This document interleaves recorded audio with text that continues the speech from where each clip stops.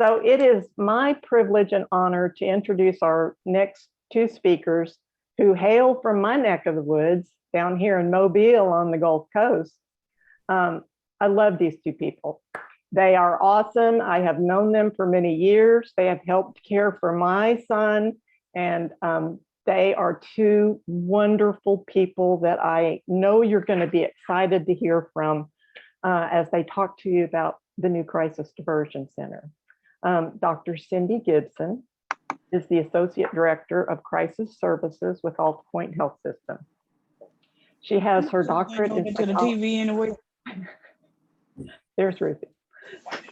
Cindy has her doctorate in psychology from the University of Texas at Austin, and she has a 30-year career in mental health. Cindy worked in the Alabama State Psychiatric Hospital System at Searcy Hospital in Mount Vernon, and as a first responder in Central Texas doing mobile crisis outreach with the Williamson County Sheriff's Department. She's been with AltaPointe Health Systems for the past 10 years, developing crisis and jail diversion services to address the growing disparity in mental health treatment for high utilizers of emergency services and the increasing number of people with mental illness and co-occurring disorders who are incarcerated. Most recently, Dr. Gipson has worked on several grants for assisted outpatient treatment in Mobile and Baldwin counties, a grant for day reporting centers through the Department of Corrections, several Bureau of Justice Assistance Police Mental Health Collaborative grants, and grants through the Alabama Department of Mental Health for the Stepping Up Initiative and the Behavioral Health Crisis Center. Cindy heads up the Behavioral Health Crisis Center in Mobile, serving 7 counties and providing urgent care, 23-hour observation, and extended observation for individuals in a behavioral health crisis. Her partner, Dr. Luke Engeriser, affectionately referred to as Dr. E, is the Deputy Chief Medical Officer of AltaPointe Health Systems in Mobile. He attended medical school at Northwestern University and completed psychiatry residency training at Tripler Army Medical Center in Honolulu. Wow, tough assignment. During his final year of residency, Dr. E received the Al Glass Award, which is the military's highest psychiatry resident research award, for his paper exploring the psychological effects of warfare. Dr. Engeriser served an additional 3 years in the Army at Fort Benning, Georgia, where he held the position of Chief Department of Behavioral Health. After separating from the Army, Dr. Engeriser was Medical Director of Mid-Coast Mental Health Center / Penn Bay Psychiatry in Rockland, Maine. Prior to attending medical school, he completed a Master of Arts in Divinity at the University of Chicago and worked as a teacher of English at the Teacher Training College in Torun, Poland.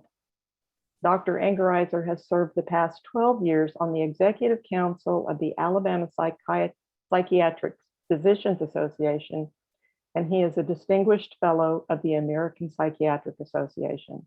He's board certified in psychiatry and addiction medicine. So I want y'all to give a warm welcome to Dr. Engeriser and Dr. Gipson. Thank you for being here. Thank you. Thank you for having us. We are happy to be here. And congratulations to you and Ida and all of the rest of the folks on being elected to serve NAMI. You'll do a fantastic job. So we're going to start with a slide presentation today about the Behavioral Health Crisis Center that we just opened in Mobile. And if you have any questions, please put them in the chat box, and we'll allow time at the end for question and answer. We ask, that you guys help us monitor the chat, because it's difficult to do on this end for questions, but we'll move through those slides and then talk about any questions you may have. So let me share the screen. Find the bad guy, meet him. Over there with all the puppets.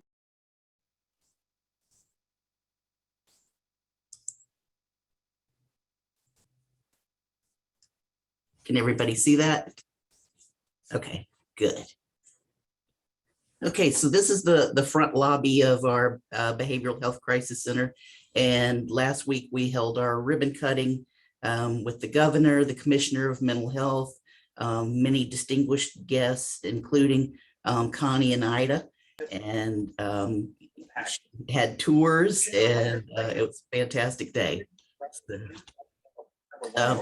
The concept 7 p.m. with a free show. the concept came about based on need.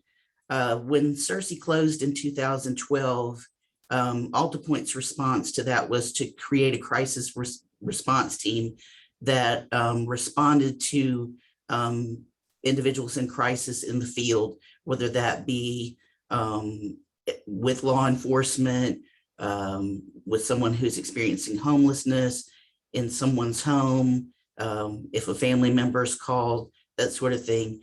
And the crisis response team had an outlet at first, because at the same time that team was created, we opened East Point Hospital in Daphne. And when somebody was in crisis, an option was to take them to East Point. And over the years, with the increase in involuntary petitions, and especially in the last couple of years with COVID, East Point has become less of an option, because it is quite honestly full of involuntary patients. And so there's not a whole lot of room for voluntary. So it was a struggle for my team to have somewhere to take somebody when they were in crisis. And oftentimes they weren't in need of a full week or two stay at East Point. Basically, they just needed to get seen right away, regardless of what time it was, and get started back on medication, or just to step out of the environment that they were in and cool off for a little while. And so we had thought about this for years, and the funding just wasn't there. And so, we'll talk more about how the funding came into play later. But as you all know, through the NAMI series Help Not Handcuffs, the number of individuals who are incarcerated with mental illness is just astronomical and on the rise. And so, law enforcement also has nowhere to take somebody when they have a situation where somebody hasn't committed a crime, or has even committed a petty crime, but it's because of their mental health issues, other than jail, for their own safety. And so we end up with a lot of our folks with mental illness in jail, when that's really not the appropriate place for them. And in 2016, Mobile Infirmary closed their adult psychiatric unit and opened a geriatric psych unit on the 5th floor. And so there were no hospitals in the area that offered adult psychiatric inpatient voluntary. And that became an issue, because emergency rooms became flooded with people in a psychiatric crisis. And although it's a place to go, it's not the ideal place. Emergency departments are for medical treatment, and that's what they specialize in. So when your loved one goes to an emergency department, they're not getting the best psychiatric care that they can get. They're getting good medical care, and then being held for psychiatric care. And I'll jump in. Another big issue that's really happened at the same time that we've had this shortage of inpatient voluntary beds is the COVID crisis. And we're experiencing that right now, where our acute care hospitals are overwhelmed with the number of patients coming in with COVID, and they don't need to be trying to put attention on stabilizing psychiatric patients, because they just don't even have the physical room, let alone the staff to take care of people appropriately. And then to have some place that has walk-in capability, because East Point Hospital has had that to some extent, but as I've said, there's hardly ever any voluntary beds at East Point. And to be able to walk in and get prompt access to care is important for an individual in a mental health crisis, because it gives them control over the situation. and to incorporate peers into crisis work more and have an environment that is really peer driven was important to us. So the Alabama Department of Mental Health issued a request for proposals in 2020. And it started with their holding of town hall meetings in various parts of the state. I know some of you may have attended the one in Andalusia and the one in Mobile. And those town hall meetings were an effort to get all of the stakeholders invested and figure out what the community needs were. AltaPointe visited multiple sites that had existing crisis drop-off centers, or some facilities are voluntary, some are involuntary. And so we had some ideas of what we wanted to do and had taken the best of the ideas from each of the facilities that we visited and came up with a design that we proposed to the Alabama Department of Mental Health.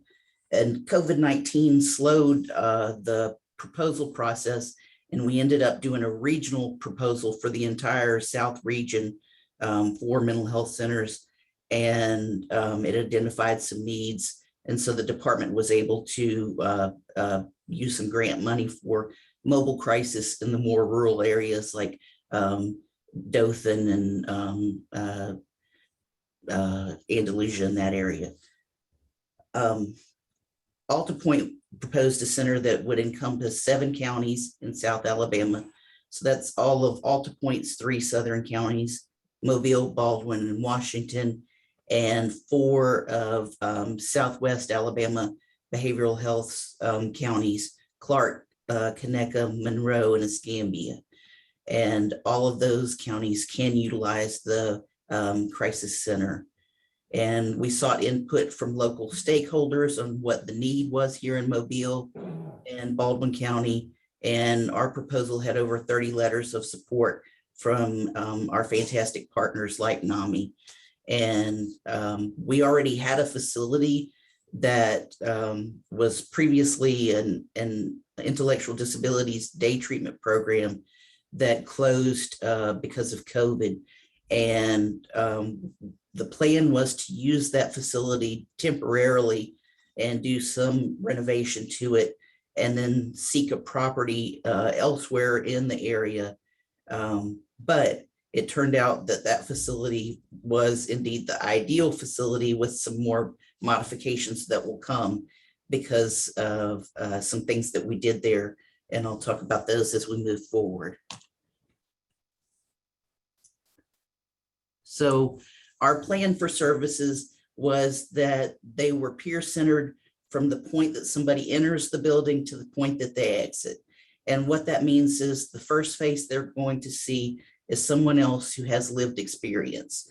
And that person helps them complete paperwork, tells them what to expect as they enter the facility, and what the triage process will be like, and what they'll expect on their stay there. And they also see them out. They're the last person they talk to encourage them to come in for their follow-up appointments and continue to participate in their treatment. We wanted to have a peer-only experience, and some of the facilities we visited had this. It's called the living room model. We call it the peer resource center.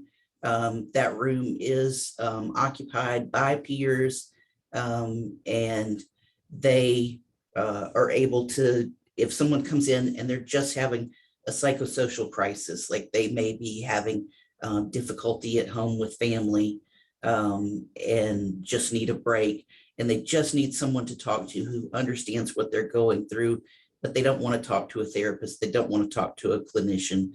This is the ideal situation for them. They can sit down and just chat until they cool off or feel more comfortable. And we wanted to provide quick stabilization where people would want to come.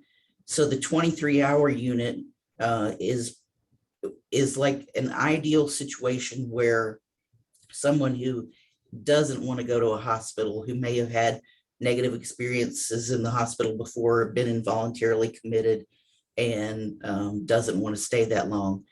We can do a lot in 23 hours, surprisingly enough. The focus is Now, I'll say even for people that are admitted to hospitals, often they don't need more than 24 hours, and it's a lot to go through for a very brief stay. But I mean, this is a great model because doesn't have that level of intensity and complexity, and really the interventions that people need we can do quite quickly in an environment that feels a lot more relaxed than a hospital setting. absolutely. We have a longer stabilization for those who need more than 24 or more than 23 hours, but they're less acute than they would be for inpatient like East Point. And we have an integrated care model where we do whole person care, and we also have the ability to do detox for individuals with a serious mental illness and substance use disorder. And we wanted to have take-home medications because one of the biggest issues, if you have ever had a family member go to the ER, they probably got a paper prescription and they either threw it in the trash can as they walked out the door, lost it, or just never filled it. And so we want our patients to have medications already filled in hand when they walk out the door. We wanted to have flexible providers, and I can't ask for a better team. Dr. Engeriser is fantastic. Our nurse manager, Christy McMillan, is very flexible and has years of knowledge, and they all easily build rapport with our consumers, and we are creative in problem solving. I think that's the biggest advantage of this environment, is everybody is all about whatever it takes to get the job done. Yeah, and I'll talk a little bit later about residency education, but I keep bragging to the residents that this is the most fun place that you'll ever work. And I really believe it. It's the most fun I've ever had in my career. It's really, really good and great team. I agree. We have the ability to receive individuals quickly, especially from law enforcement. So it's not a long drawn out hospital admission process. We can get law enforcement in and out the door quickly. We can get family in and out the door quickly. And we foster cooperative relationships with our community partners. Backwards. All right, and I'll talk a little bit about the process when somebody comes into the facility. We actually had to make a change in our procedures, and unfortunately, the cases of COVID-19 in South Alabama have skyrocketed over the last few weeks, and we've had surprisingly low positive rate, but we have had a couple of people that came in and tested positive. So before anything else, we do COVID testing, put the individual in a private office. Not the best way to welcome somebody, but it's just out of necessity. We need to know up front whether they're positive or negative before we start the triage process and expose other employees to somebody that may be positive. That takes only about 15 minutes though, so it's a pretty quick procedure. Our next step is to do all of our consent paperwork. This is done by peers, which is great. So they're able to create a very welcoming environment when somebody's first starting to kind of go through the admission process. After all of that paperwork is done with the peer, we start the nursing triage process, and that starts with some very basic medical screening. We do vital signs, we do basic labs, including a drug screen and a breathalyzer to look for alcohol intoxication. If often we will pick up on serious medical issues right up front. If that's the case, we may not be the appropriate facility for that person, but we are located very close to University of South Alabama University Hospital, so we can get people there if they really need more acute medical treatment. Then nursing triage, which can be a little bit of a lengthy process, but the nurses gather a lot of different information in terms of medical background. They go over the medications that the person is taking and a lot of other important screening information. After that's completed, they'll present the case to me or another physician, and then we make the decision about whether to admit or not. After that decision is made, then we continue with our evaluation process, which would be an interview with a physician, a discharge plan, or his therapist, etc. So some of the things that we have had to change. So we opened at the beginning of May. And we kind of opened what we call a soft opening. We didn't want to open the doors wide open and before we kind of knew how things would work. So we learned a lot of lessons at first. One of the things that we learned pretty quickly, we envisioned that the lowest level of care would be the 23-hour unit. But we had a number of people that came in that really just needed a medication intervention. They needed to see a psychiatrist, get started back on medications, maybe make an adjustment in medications, maybe deal with kind of an acute psychosocial issue, but they didn't want to spend the night. So we developed a separate process that we call the urgent care model, which is intended to be a very brief stay to really take care of all those acute issues without doing a full admission. And that's been really a great thing to be able to offer to people. And it's made a lot of difference, not to replace our outpatient clinics, but if somebody can't get into a clinic immediately, we can provide a little bit of a help with that. Like I said earlier, we get early involvement with the peer specialist to try to make this a very comforting and supportive experience for individuals that come in.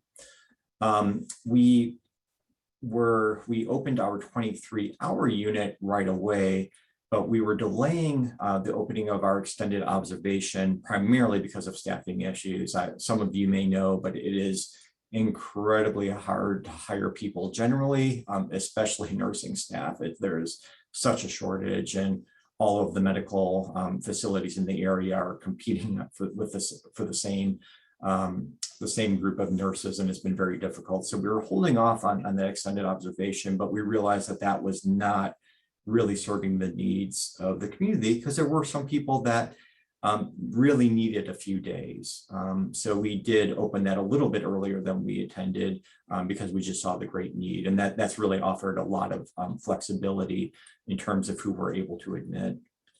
And then finally, something that we haven't started yet, but we plan to do in the near future, there's a relatively new medication for treatment-resistant depression called esketamine.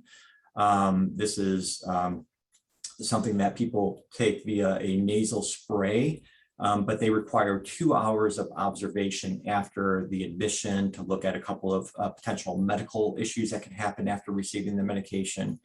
And that's been very hard to do that in a clinic environment because you need the space, you need to have staffing that can monitor the individual. But we thought that we would be a perfect environment to be able to provide that service because we have the space, we have the staff already on site, and that's something that I think we can really fill a community need by offering that in the future. Right, something that is really unique about AltaPointe Health, we are a large behavioral health organization, but we have had a very heavy involvement with medical education over the past 15 years or so. We serve as the de facto Department of Psychiatry for the University of South Alabama. One of my very important roles is I run the psychiatry residency program.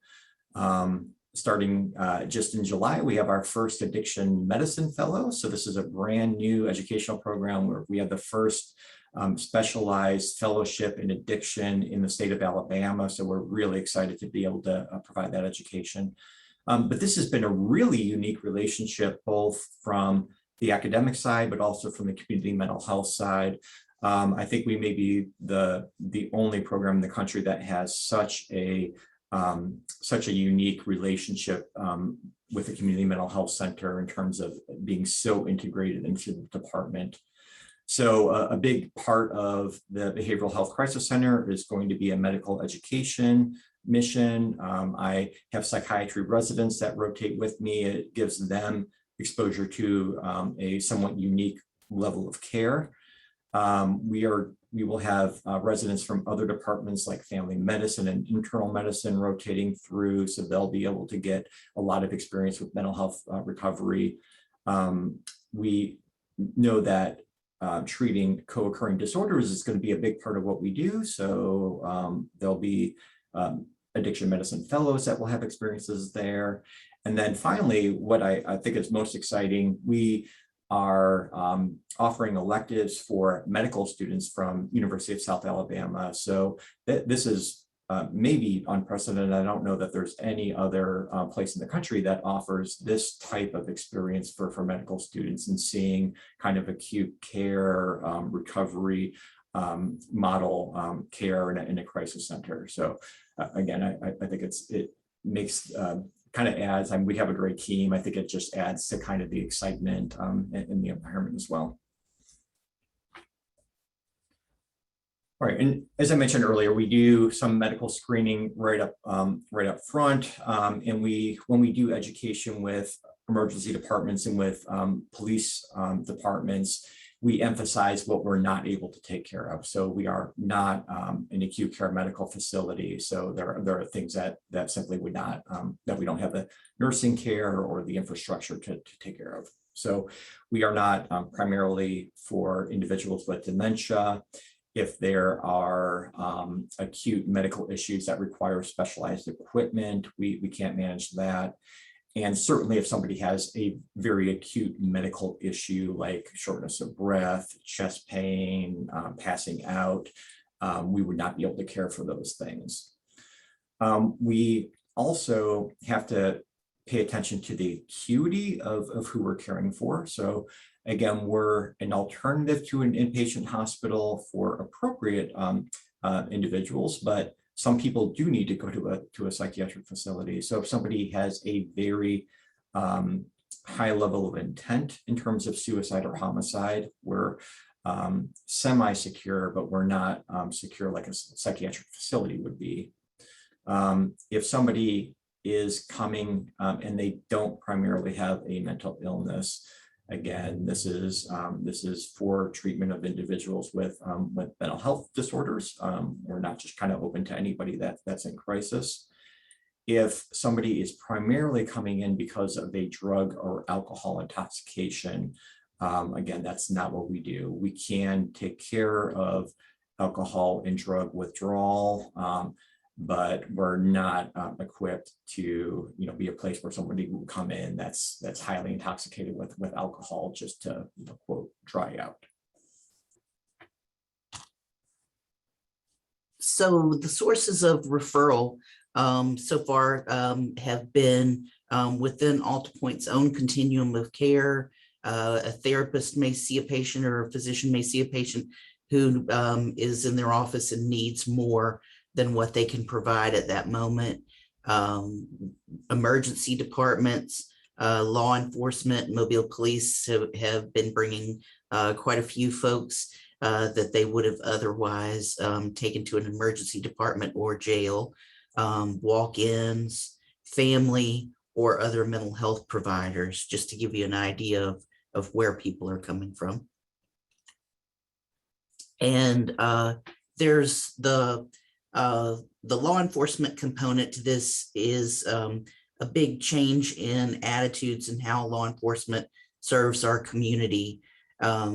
So we've tried to do an educational component on this, and some other things that we're working on with law enforcement. We've created a quick reference card for all deputies and officers to carry in their car. That is the how-to on getting someone into the center. We've been working with Mobile PD weekly to provide brief training on the center. And our goal is to get officers in and out quickly. And our average time right now is about 7 minutes. And we've been working with Mobile PD on a co-response program, which is one of the Bureau of Justice Assistance grants that Connie mentioned in her intro, that we are working on, that involves training, co-response, and a forensic assertive community treatment team. And the Stepping Up initiative, which puts a case manager, actually 2 case managers now, in Mobile Metro Jail to address individuals post-booking. But our goal is to really address people before they get into the criminal justice system and provide an option. And this is that option. Other complementary services that are co-located here, and this is a big reason why we decided to remain in the facility that we're in. The building is almost 40,000 square feet. To build a building of that size in Mobile would be phenomenally time-consuming and expensive. So a half of this building is occupied by all of the previous programs that I had prior to opening this, which is our assisted outpatient treatment program. That's a court-ordered civil commitment program for individuals who have multiple hospitalizations and have difficulty with traditional outpatient treatment. The crisis response team, the assertive community treatment team, which is an in-home based team for individuals who are high utilizers of hospital and law enforcement and emergency department services. And the Stepping Up initiative, which I briefly talked about, targets reduction in incarceration, reduction in length of stay in jail, linkage to treatment and recidivism, and a forensic act team, which will, that's part of the Bureau of Justice Assistance grant, and that's for individuals who have high frequency of interactions with law enforcement, targeting the behaviors and the socioeconomic factors and other psychosocial factors that lead to multiple arrests, crimes of survival, and things of that nature. And we are also doing training through the Bureau of Justice Assistance grant. So. Right, and as I said earlier, our primary mission is not to be an addiction treatment program. Our primary mission is to treat people with mental illness, but we have a lot of people that will come in with co-occurring disorders, and we are fully prepared to address those in a complete way. I think often if somebody comes into an emergency department in mental health crisis and they also have a substance use disorder, the substance use disorder is usually kind of ignored. And we see that as being obviously a really critical part of recovery as well.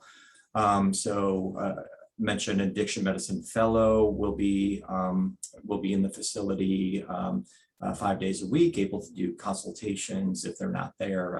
I certainly can do a consultation with a resident. We're prepared to do substance detoxification. If somebody comes in who's been using alcohol regularly, alcohol withdrawal can be medically quite dangerous. So one of the first things that we did was develop a protocol for how to manage alcohol withdrawal safely. Opioid withdrawal, we will use a model of using buprenorphine to try to have a very compassionate and as comfortable as possible treatment of opioid withdrawal, with the intention of transitioning from that acute care of withdrawal to ongoing substance use treatment. So when we create our discharge planning, that will be a big part, is making sure that somebody is not just given a list of resources that they can call if they feel like it, but trying to have a very specific plan for follow-up after they leave. And our phase 2 expansion We're going to increase the size of our triage area so that we can accommodate multiple people during triage, because that's a little bit of a bottleneck for us right now. And that's our most lengthy process. We're going to add showers in the triage area, which will give people the ability to, right now, the way things work is when someone comes in after triage, they're taken down to the unit and they're given a hot shower. They're changed into scrubs, not paper scrubs, actual cloth scrubs, and given a meal. And so now the showers will be up top where triage is. So that'll be a very, very streamlined process. We're going to improve the dedicated law enforcement entrance. Right now, it has a pretty long walkway. And so it will have a different access point in the building. There'll be a more permanent division between the two units with room for expansion. And we will, where the restrooms are located right now, it's a little bit of a walk off of the unit. And so they'll be relocated where they're right off the unit, and staff will not have to escort to the bathrooms. And expansion of the peer resource center so that it's much more open, and the addition of a law enforcement co-responder mini precinct where officers who are trained in mental health response can actually camp out there with the co-responders and respond to calls from that area. And I didn't mention this on the previous slide that I talked about all the other services that are located within the building. One of the great things about those programs being co-located is that when they have someone in crisis, they can immediately get them onto the unit. They know what it looks like. They can talk to them about it and encourage them to come in, and they can go back and forth to meet with them while they're on the unit. So their familiar faces are there for them. And that's a big deal for us, is to have that linked together. Like I mentioned a couple of times, the impact has law enforcement now has an alternative to arrest, and emergency department transport. Families have immediate targeted treatment for loved ones in crisis. Psychiatric patients are diverted into psychiatric care. So there are more beds in emergency departments for medical care. We've strengthened relationships with our stakeholders. We value the input of other community members like NAMI, law enforcement, other agencies.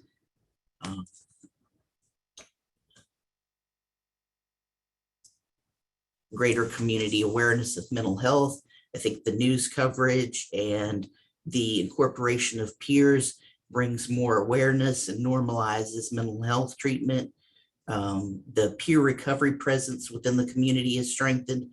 We have never had a more successful peer program in our continuum of care than we have right now. And I am so happy to see that. It's something we've needed for a long time. Improved access to treatment for individuals with co-occurring disorders, and quicker access to life-changing long-acting injectable medications.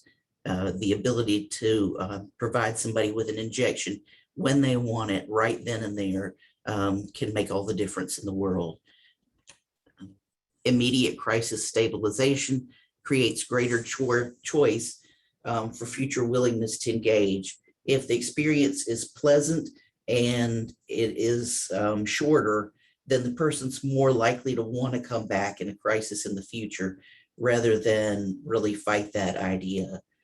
And we, this is going to be a little bit biased, but our feedback that we've gotten, many of you know, if you've had a loved one or personal experience in a psychiatric hospital, often the feeling is that it was not a very positive experience. We've had a complete opposite. Almost every person that's come through has really enjoyed their time. They felt supported. They felt like they were helped, and I think almost every one of them would not hesitate to come back if they needed to. Yeah, and as a parent, those of you who are parents of someone with a mental illness, you know what it's like to have to petition a family member for involuntary commitment and the damage that does to the relationship for sometimes months and years after that petition. So this is an option to try something different to not get to that point. And if we have somebody who comes in on a voluntary basis and they are acutely a danger to themselves or others, then of course we can do involuntary to East Point. And it does take the family out of the loop of having to do that in some situations. That's not ideal for us, and we really don't want to do that. We strongly encourage the voluntary nature of this unit, but it is an option. Seamless transition from crisis care to community-based care. We are on the same campus as our adult outpatient office. It's easy to walk someone over to the pharmacy, to the outpatient clinic to make sure that they've come to their appointment. A spotlight on the crisis response team is our preferred method of evaluation. If we've got somebody who's completely unknown to us out in the field, the crisis response team can go out, help them get in, and then enhancement of the Stepping Up initiative goals. So anyone have any questions? I'll stop sharing this.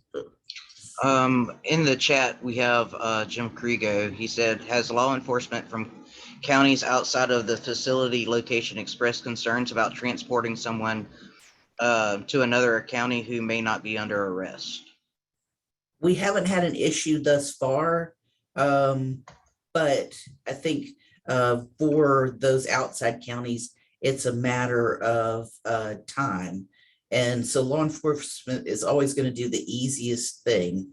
And I think part of the education for those outside agencies is the importance of utilizing the center and seeing that maybe the best thing is not the easiest thing. And so that's something that we're working on. Additionally, we are working with Mobile Police Department and possibly those other counties on a program that would allow in-car access to some treatment. Good question, though. Thank you, Jim.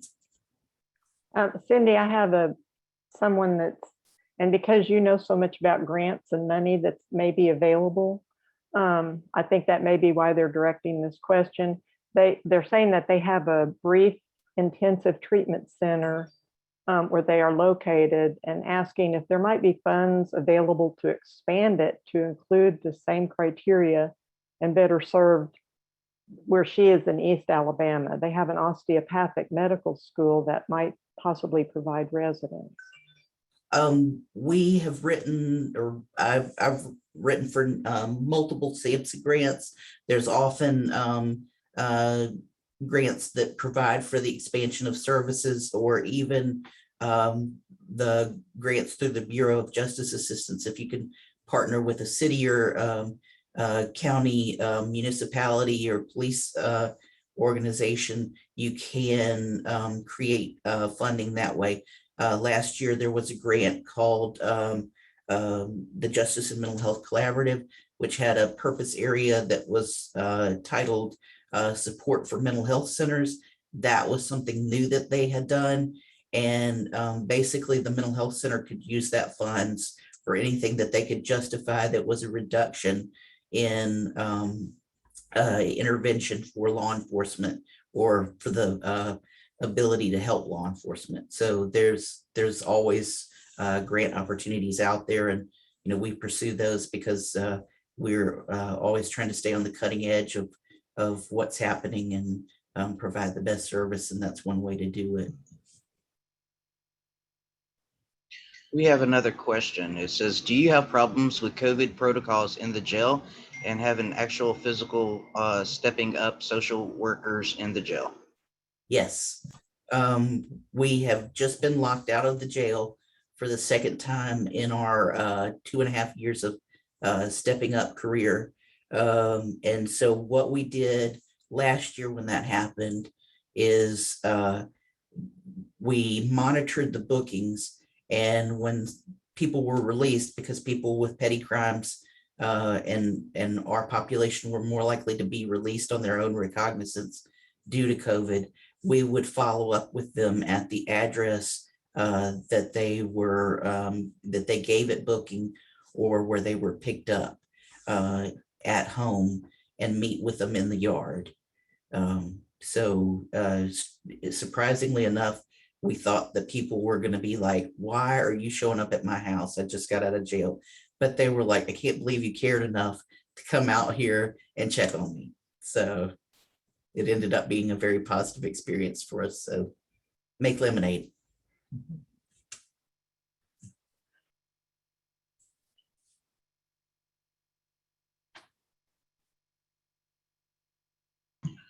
One more. It says, Dr. Gipson, being from Texas, how much of what you're doing reflects what San Antonio is doing with its jail diversion program? My apologies if this was already discussed. It's very similar. Texas has been doing this for a lot longer. They came under consent decree in the early 2000s and were mandated to have mobile crisis response in every county, and focus on jail diversion and the intersection of jail and mental health. And so they are ahead of the game. And we have relied heavily on what I learned in Texas, and some contacts that we have in Texas to stay up to date with what they're doing and try to model it as best we can here. And thank goodness for grants that give us the ability to do that. So we've taken the best of what San Antonio does and left the worst of it behind. You've got a couple more questions. One of them is, how are you handling COVID plus people who are coming in for help? Yeah, and we don't have the ability to care for people that are COVID positive. So it becomes a very quick kind of triage to decide if they're not safe to go home, then we would refer them to an acute care hospital. We try to do what we can creatively to help. Like, for example, we had one young man that came in COVID positive, really needed a medication adjustment. So I actually interviewed him outside 10 feet away, and not an ideal interview, but was able to get enough information to at least make an intervention with a medication change. And just try as best we can to get people connected with outpatient services that might be helpful while they're going through their isolation period. Also, what did you mean by car services? I think that was toward Dr. Gipson. Ida, what we're talking about there is we have been in contact with it's a Texas county that developed a program where officers have iPads in their cars, and that program connects to a clinician who's based out of the office. It gives us the ability to provide more rapid coverage with less clinicians, because we're all in a time where we don't have a whole lot of staff, and but it provides super fast access for law enforcement. So that's something that we're in talks with Mobile PD on right now.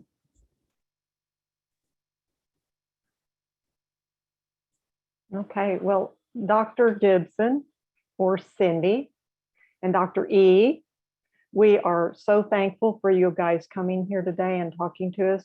This is seems like a no-brainer. Why haven't we been doing this all along? Because of the money, right? But thank goodness things are moving in this direction.